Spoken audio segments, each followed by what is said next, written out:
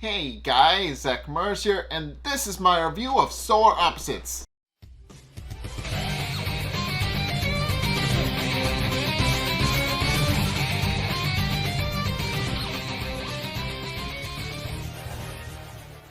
Okay, so it's been a while since we reviewed Solar Opposites, but I'm going to be just rotating it in every other week now. So, ultimately, what this episode is it parodies a lot of, animal sidekicks in TV shows like Hanna-Barbera and those kinds of things. That's kind of what the episode is parodying and making fun of, and it's really fun. But also we get kind of a beef story toward the end, which we'll get into. But okay, so the episode actually opens up with them actually coming back from a food binge at Sonic, which of course they do proceed to just go on this large product placement-y thing where they just praise Sonic and all the good things and all the good things you can get there and all the cool service and everything else. And they also go with a hashtag not spawn thing, where they were like, no, we're not actually sponsored by Sonic. This is just how we feel about Sonic. And it's at this point where Corvo, Jessie notably isn't with them. We'll get to her, but afterwards, Terry, Corvo, and Yumulak see their neighbor on the lawn having seemingly made up with his wife, which of course they're visibly curious about and do actually go over to him and talk with him a bit. And of course he explains how he and his wife have gotten back together, and he's ultimately moved back into his old house and is no longer living in the place where he was. And ultimately what he reveals is that the reason he was able to get back together with his wife is because of his new dog, which as we find out is not only helping him fix the rift in his marriage, but also has kind of kept him in line, since it can smell whenever he's about to diss his wife, because as we find out, he's not particularly great at keeping his opinions to himself, and his dog keeps him in line ever so often, which and of course, seeing how much the dog has made the man happy, they quickly realize that they want something like that for their family. And of course, the closest thing they have is the pupa, which doesn't really count since it's currently watching children's cartoons.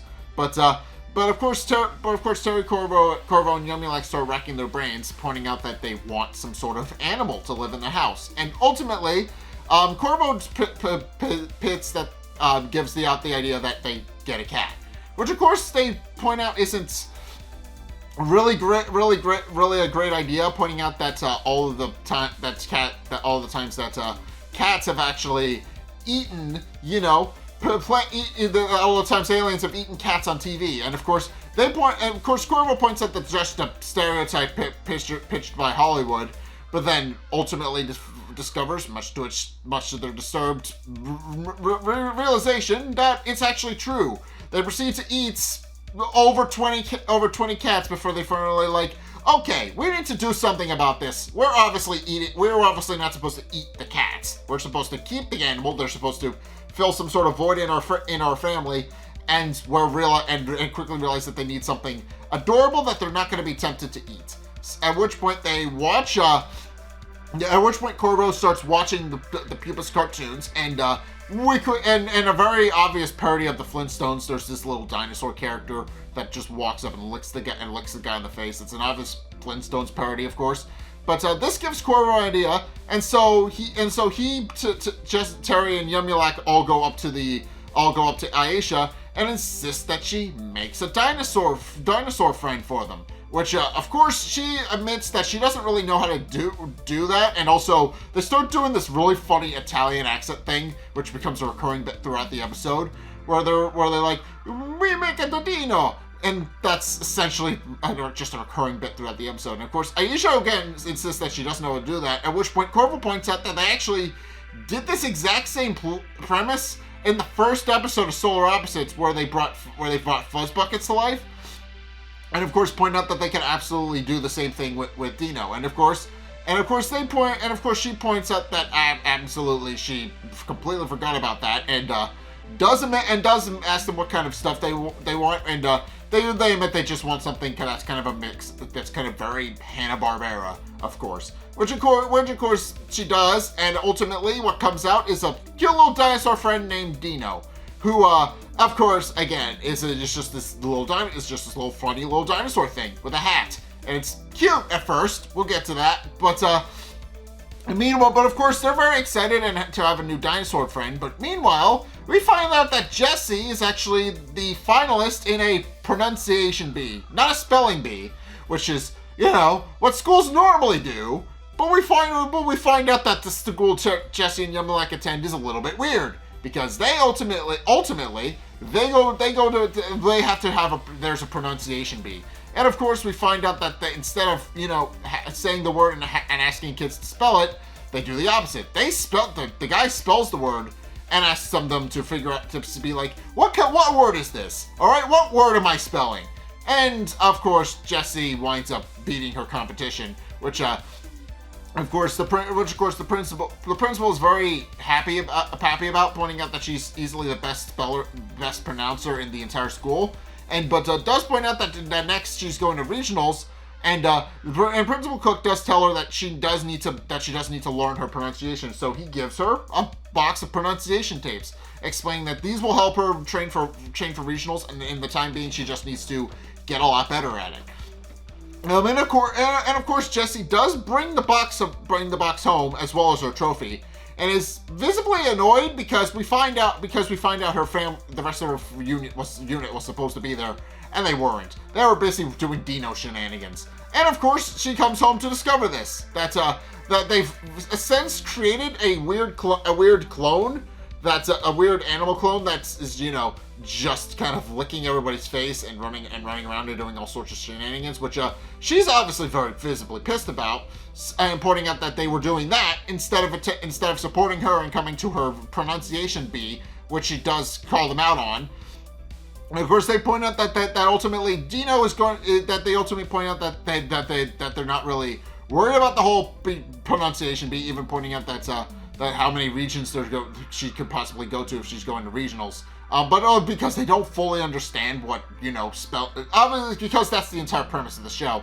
They don't understand human things, but this is not a human thing. This is just a stupid thing that they made up for the premise of this episode. Of course they do insist that they're...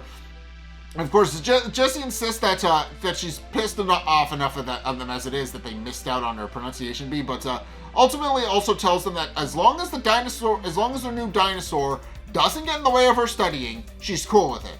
And of course, they insist that, of course, it's not going to. So they ultimately, and at which point Jessie ultimately decides to drop it and proceeds to go about spelling. But we quickly discover that no, she cannot have a moment of peace. Unfortunately, the Dino has since dragged the rest of the solar opposites along into this big, essentially start parroting a lot of Hanna-Barbera cartoons. Scooby-Doo, what is it? They parody Scooby-Doo, they parody Josie and the Pussycats. They parody a couple of different kinds of cartoons, as well as just kind of those kind of slapsticky cartoons in general, which is really funny, and I do like that. It's a lot of really fun references, but ultimately Jessie becomes increasingly frustrated because all of these extended references are keeping her from ultimately doing her entire studying thing with the pronunciation. And the thing that ultimately winds up being a bit too much for her is when she discovers that A, Dino has cooked enchiladas for everybody and did not include her in that, and B, the Josie and the Pussycats parody I mentioned, they wind up actually taping over Jessie's pronunciation tapes, which she needed to study for her pronunciation bee. Which of course she's very visibly pissed off about all of that, and they of course do. And of course the rest of the opposites are just do not care. They're very nonchalant about the whole, oh, we're just trying to do new shenanigans with our new thing, and also they've roped a little buddy into the group, who effectively takes Jessie's place in the spot in their group, but This, of course, causes Jessie to become very visibly angry and upset, and finally having enough, she goes to find some experts on the subject. She goes to the Natural History Museum and goes to meet with some paleontologists. And of course, they're not really sure what she's doing there, and pointing out that if she's come to see the museum exhibit, she's in the wrong place. But she proceeds to explain that she's actually in the place to talk about dinosaurs, which of course causes all of the paleontologists to perk up, pointing out that they love studying dinosaurs and love the bones and everything else that they can collect, and do point out that it's actually very pretty cool. But they also the episode kind of frames them as them loving dinosaurs a little too much. Gotta get to that later. But ultimately, Jessie points out that ultimately she's kind of upset about she's kind of just posing this hypothetical as what would you do if to get rid of a dinosaur that was in your life, and they proceed to give her the two possible explanations. First and foremost, another dinosaur. They go on to explain that the only thing capable of overpowering a dinosaur is another dinosaur, and for that reason, and they point out that that's most likely a good option. But when she points out that no, she can't do that for obvious reasons, she wants to kind of get away with it without anybody knowing. They proceed to point out that the next best way is to use a meteor, which is the only other thing that has ever wiped out the dinosaurs. And happy with that second option, she does thank the paleontologists for their time, at which point she goes back home to grab a ray that's designed to do exactly that. And of course she brings Dino, she then proceeds to go sneak out to the back lawn to shoot Dino with it, to prepare to shoot Dino with this new laser, but Dino proceeds to lick her and ultimately starts listening to her problems, and ultimately when she realizes that Dino is just way too cute and she can't lower him and she can't actually kill him, she starts to have a bit of an introspective look at herself, pointing out that actually she's realizing that things have gotten way too bad, that she thinks that killing an innocent dinosaur is an acceptable option. But she ultimately explains that she's kind of worried about the idea that she thinks that Dino is ultimately going to replace her in the group, and that's ultimately why she decided to kill him. And ultimately, she decides to put the ray down after realizing her mistake, only to discover that she was right. As it turns out, Dino could speak and had been playing dumb the whole time. So he goes on to explain that actually he was trying to replace everyone in the family unit. And he goes on to explain that in actuality his IQ is a lot higher than Jessie thinks it is, and pointing out that there was too much Barbera in the mix for the Hanna-Barbera thing that they tried to do. And she goes on to explain that his ultimate end goal is to just kind of reclaim the Earth and take over the house for himself. But ultimately, what winds up happening is that, as we find out, Jessie isn't the only one who is paranoid about the idea of being replaced. As it turns out, all the other members of the Solar Opposites since came to their own conclusion that yes, this guy is trying to replace everybody, and they ultimately tried to defend themselves in the group unit, which even the pupa comes out having filled Chili with glass shards, which of course causes everybody to realize that hey, we all had the same theory about Dino. He's a bad guy. And of course, Dino explains that it changes very little, pointing out that ultimately he'll still have one person in the family to hang out with. And we find out that little buddy has in fact sided with Dino. And this of course causes everybody to become very angry at little buddy. But ultimately, Dino proceeds to try and use his newfound meteor ray on them. And it does exactly what it says. It pulls a meteor out of space to hit somebody with. Case in point, their neighbor who with the dog almost immediately gets killed, and it only barely misses him. But in any case, Dino starts chasing after Solar Opposites, who will pile into the car to get away from him, and they do start asking each other how they ultimately came to suspect Dino. And Terry explains that he suspected Dino right away, right as he came out of the machine. He was just waiting for the sword he ordered off Etsy to come in. But ultimately, they do realize that they need to find a way to shake Dino and get away from him, while Dino just kind of rains meteors down on them from above with his ray. So, ultimately, Jessie comes up with a brilliant solution. At which point she tells them to go to back to the Natural History Museum, where they do start sneaking through the museum while also leading Dino off the trail. They start tricking him into using his meteor gun on other people, while they also wonder aloud how he can keep summoning all these meteors. And sure enough, we do see a repeat of the ISS having been turned into cigarettes when it suddenly gets destroyed by a meteor, which is funny. But ultimately, Jesse continues to lead everybody through and into an exhibit filled with the very specific species of dinosaur that Dino is. And he ultimately winds up cornering them in the exhibit because, all the exhibit parts in there look like him. So he is ultimately able to corner them, and declares that once he's done, they'll be able to turn the entire family house into their own personal little haven.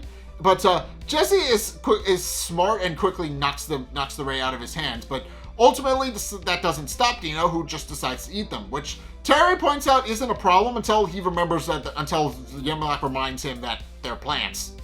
Obviously Dino can eat them, which of course causes Terry to freak out. But ultimately, Jesse winds up saving the day by grabbing a nearby skull from one of the exhibits and blowing into it, which of course summons it. Which of course Dino isn't fully understand what she's doing, pointing out that isn't going to work. But she just proceeds to explain that actually it is going to work because she remembered the one thing that can scare a dinosaur. At which point, the paleontologists from earlier show up and are obviously framed as being very creepy. And they point out that they've been looking at dry bones the entire time, but also note that Dino has wet bones that they can finally study, which is obviously very gross and creepy. And of course, Dino is insistent that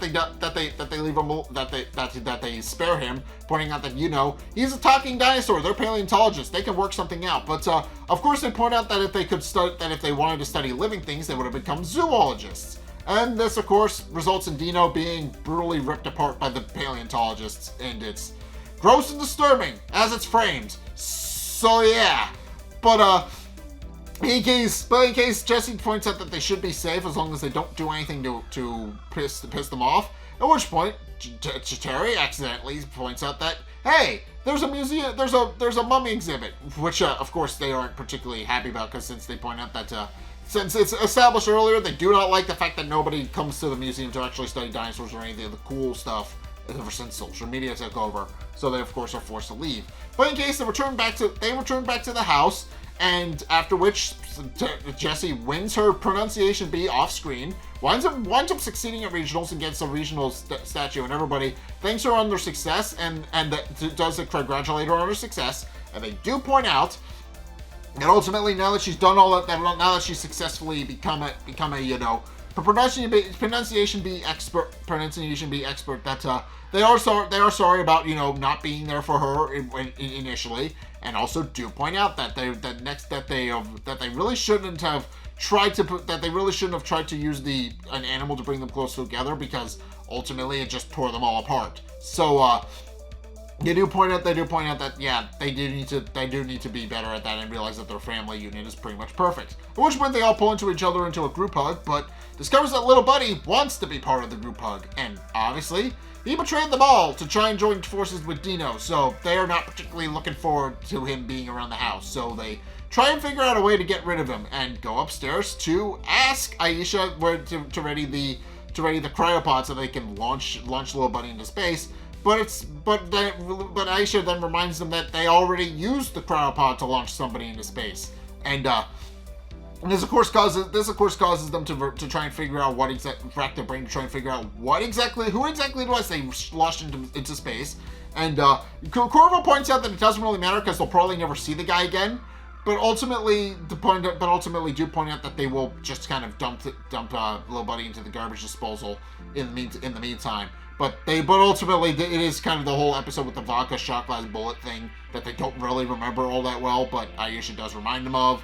But ultimately, that's where the solar opposites part of the episode ends. But there's still more in the episode, which was surprising.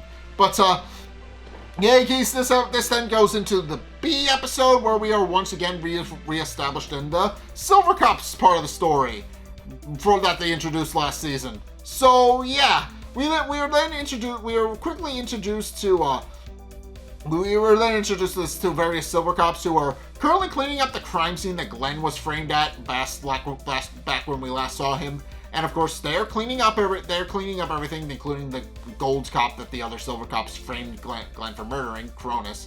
And they clean it up. I can't find him, and do point out that it's been 3 days. They're probably never gonna find him, and he's probably long dead. But as of course we find out, Glenn in fact isn't dead, and has in fact been leaving notes for himself on his Apple Watch. So he's of course been recording, you know, his innermost thoughts and a bunch of other things. We find out that he actually really likes Fast and the Furious as a franchise in this episode, which is fun. Makes sense since his main character trait that he was established with is liking cars. And Fast and the Furious has a lot of cars in it. So that makes about a lot of sense. But ultimately, he does wind up recording various inner thoughts about himself, at which point he discovers all of the hostile things that the planet has to offer him. First things first, there's a death cloud rolling in that he only barely manages to survive by sticking his head in a fruit, as demonstrated by a space monkey he meets. And after the cloud passes, he thanks the space monkey for his time, only for the space monkey to just throw shit at him. And at which point he proceeds to continue to record his innermost thoughts, at which point he comes across a group of small, cute-looking little critters, which he thinks are friendly at first, until one of them bites off part of his foot. And he, of course, immediately climbs into some alien trees to kind of hide, and continues to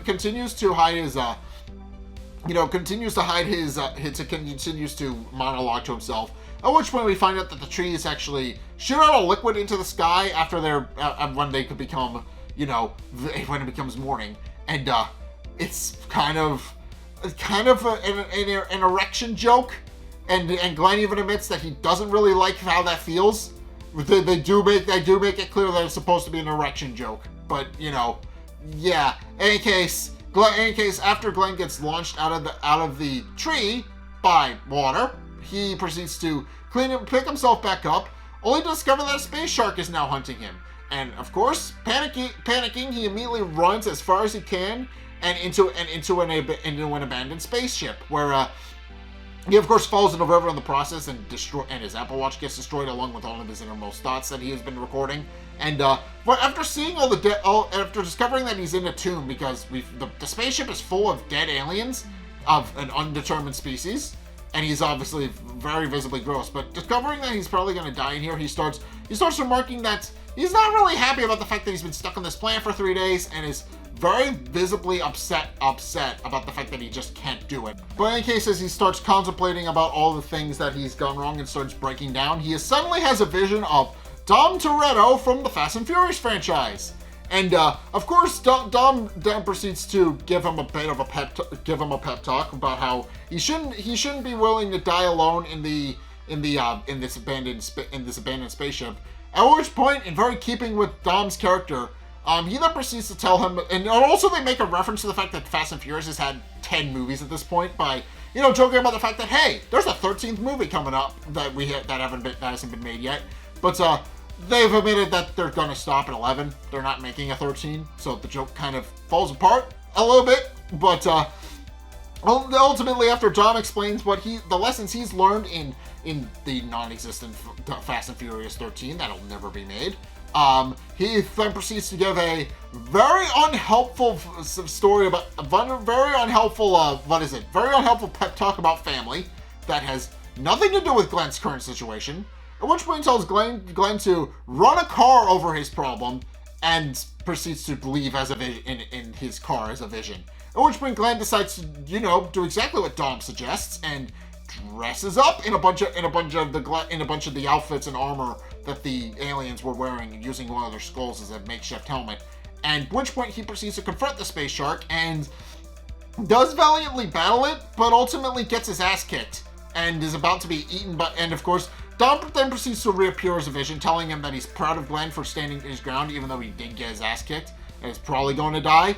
At which point Glenn accepts the fact that he stood his ground. At which point the space shark is eaten by a space whale, and Glenn just responds that he hates this planet as he's dragged off by an unknown alien. So, yeah, that's how the episode ends. Obviously, this episode makes fun of a lot of Hanna-Barbera cartoons. That's what the main gimmick of the episode is. For the most of it, they make fun of the fact that of Dino, a Hanna-Barbera character they bring to life who winds up being evil, and they make fun of a lot of Hanna-Barbera cartoons in the process. It's a very fun episode, and a great episode to come back to. But also, this episode establishes the Silver Cop storyline again, where of course Glenn has just been camping out in the woods because they believe that he was dead the whole time. Turns out he survived, and they don't know he survived. And now Glenn is presumably being taken in and has been brought to his alien city. So, which we do see at the end of the episode. So yeah, the Silver Cop storyline is interesting so far. They haven't really fully fleshed it out yet. Though I get the feeling they're gonna probably transition to the Silver Cop storyline after they finish the Wall storyline, because if I remember correctly, the Wall, I think, is getting close to its conclusion because they've been doing it for a couple of seasons now. And there's only so much they can tell with that story. Obviously, they're running out of characters that are main characters in that story, so they're obviously they're reaching the end. They're reaching kind of the end of the story where, you know, the church is evil. They're gonna have to fight the church. Those kinds of things. I do feel like they're getting to the end, and that's why they're establishing the Silver Cop storyline. Just that, and the fact that they have a couple of seasons now, they can afford to, you know, introduce more storylines, which I do like, and I do like how Solar Opposites continues to do that. It's a lot of fun. But yeah, there's not a whole lot else I can say about it. Thank you, because I like this episode because it makes fun of Hanna-Barbera while also continuing a storyline that was introduced late last season. I like it. But in any case, yeah, that's gonna do it for my review of Solar Opposites. What did you guys think? Let's get a discussion going in the comment section down below, or over on my Discord server, link in the description. Anyway, thank you guys so much for watching. If you enjoyed, be sure to like, comment, and subscribe. Also, be sure to follow me on Twitter in the description below. Be sure to check out my Patreon in the description below as well. I would appreciate that. Please go check those out. Go check out my Discord. We hang out there sometimes. I would appreciate it if you were to do that. Be sure to check out my Twitch.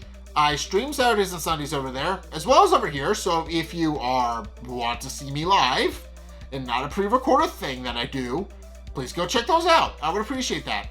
I would appreciate the support on those. And finally, if you want to see more content from me, be sure to check out the videos linked in the end screen. The top video is the most recent video. It may or may not be this video.